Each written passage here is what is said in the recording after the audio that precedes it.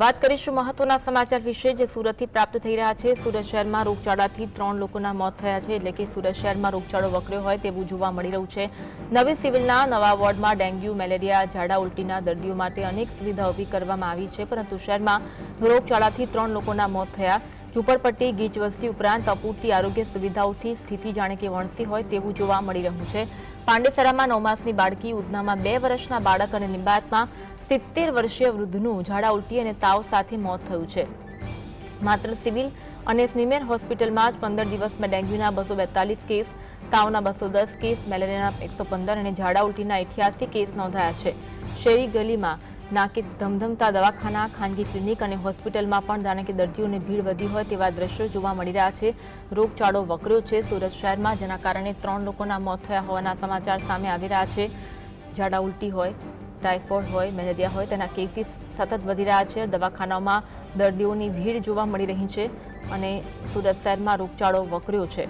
ખાનગી હોસ્પિટલોમાં દર્દીઓની ભીડ જોવા મળી રહી છે। માત્ર સિવિલ અને સ્મીમેર હોસ્પિટલમાં 15 દિવસમાં ડેન્ગ્યુના 242 જેટલા કેસ નોંધાયા છે, તાવના 210 કેસ નોંધાયા, મેલેરિયાના 115 અને ઝાડા ઉલટીના 88 જેટલા કેસ નોંધાયા છે।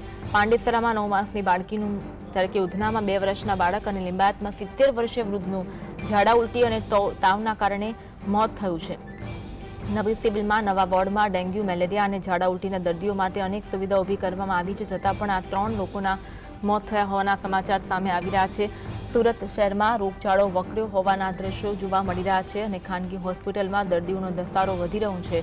મોટી સંખ્યામાં દર્દીઓ ખાનગી હોસ્પિટલમાં દવા લેવા માટે પહોંચી રહ્યા છે, કારણ કે ઝાડા ઉલટી, ડેન્ગ્યુ, મેલેરિયા સહિતના કેસીસ શહેરમાં વધી રહ્યા છે, જેના કારણે 3 લોકોના મોત થયા છે।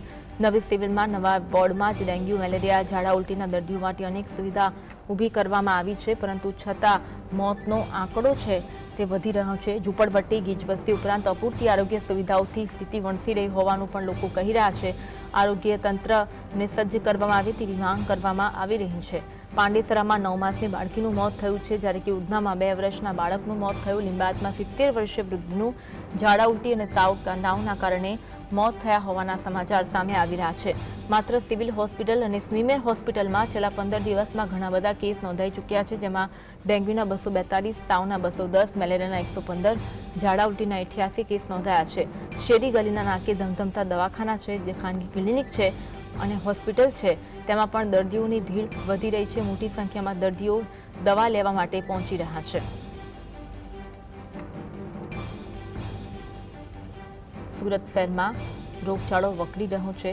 સુરત શહેરમાં રોગચાળાથી 3 લોકોના મોત થયા હોવાના સમાચાર સામે આવી રહ્યા છે અને મોટી સંખ્યામાં દર્દીઓ દવાખાને પહોંચી રહ્યા છે અને સારવાર લઈ રહ્યા છે।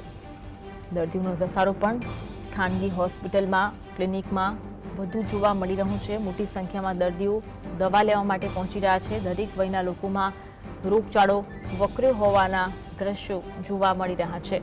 નવી સિવિલના નવા વોર્ડમાં ડેન્ગ્યુ, મેલેરિયા, ઝાડા ઉલટીના દર્દીઓ માટે અનેક સુવિધા ઊભી કરવામાં આવી છે। આ રોગચાળાને ડામવા માટે પણ કાર્ય કરવામાં આવી રહ્યું છે, પરંતુ છતાં રોગચાળાના કારણે 3 લોકોના મોત થયા હોવાના આંકડા સામે આવી રહ્યા છે। જોકે હજુ પણ આંકડો વધે તેવી શક્યતા, કારણ કે આરોગ્ય તંત્ર પર પણ ઘણા બધા પ્રશ્નો ઉઠી રહ્યા છે, કારણ કે આરોગ્ય સુવિધાઓની સ્થિતિ જે છે તે દયનીય જોવા મળી રહી છે। આરોગ્ય સુવિધાઓની સ્થિતિ વણસી રહી હોવાના દ્રશ્યો જોવા મળી રહ્યા છે। પાંડેસરામાં 9 માસની બાળકી, ઉધનામાં 2 વર્ષના બાળક અને લીંબાયતમાં 70 વર્ષીય વૃદ્ધનું ઝાડા ઉલટી અને તાવ સાથે મોત થયા હોવાના સમાચાર સામે આવી રહ્યા છે। માત્ર સ્મીમેર અને સિવિલ હોસ્પિટલમાં જ 15 દિવસમાં ડેન્ગ્યુના 242 કેસ નોંધાયા છે, તાવના 210, મેલેરિયાના 115 અને ઝાડા ઉલટીના 88 કેસ નોંધાયા છે। શેરી ગલીના નાકે જે પણ દવાખાનાઓ ધમધમે છે, ત્યાં મોટી સંખ્યામાં દર્દીઓ પહોંચી રહ્યા છે। આજ અંગે વધુ વાત કરીશું, સહતા સાહિસ ફોનલાઈન પર જોડાયા છે। સાહિસ, સુરત શહેરમાં રોગચાળો વકર્યો છે, 3 લોકોના મોત થયા છે, વિગત જણાવશો? બિલકુલ જે ચોક્કસપણે નવી સિવિલ હોસ્પિટલની અંદર નવા વોર્ડમાં ડેન્ગ્યુ, મેલેરિયા, ઝાડા ઉલટીના સહિતના અનેક ટેસ્ટો સુવિધા ઊભી કરવામાં આવી છે, ત્યારે ઝૂંપડપટ્ટી, ગીચ વસ્તી ઉપરાંત અપૂરતી આરોગ્ય સુવિધા અને સ્થિતિ વણસી રહી છે। પાંડેસરામાં 9 માસની બાળકી, ઉધનામાં 2 વર્ષના બાળક અને લીંબાયતમાં 70 વર્ષીય વૃદ્ધનું ઝાડા ઉલટી અને તાવના કારણે મોત થયું છે। માત્ર સિવિલ અને સ્મીમેર હોસ્પિટલ નહીં, 15 દિવસમાં ડેન્ગ્યુના 242, તાવમાં 210 અને મલેરિયામાં 115 અને ઝાડા ઉલટીના 88 કેસ નોંધાયા છે। શેરી ગલીના નાકે ધમધમતા દવાખાના અને ખાનગી ક્લિનિક અને હોસ્પિટલમાં પણ દર્દીઓની ભીડ જોવા મળી રહી છે। નવી સિવિલ હોસ્પિટલમાં સામાન્ય દિવસોની તુલનાએ ઓપીડીની સંખ્યા નોંધપાત્ર વધારો થતો હોય છે, ત્યારે આ સ્થિતિને પહોંચી વળવા નવી સિવિલ હોસ્પિટલના કિડની બિલ્ડિંગમાં 5મા માળે રાતોરાત નવો વોર્ડ શરૂ કરવામાં આવ્યો છે। આ વોર્ડમાં ડેન્ગ્યુ અને મલેરિયા ઝાડા ઉલટી દર્દીઓ માટે વધારાની સુવિધા ઊભી કરવામાં આવી છે, જેથી વધુ દર્દીઓને સમયસર સારવાર મળી રહે તે માટેના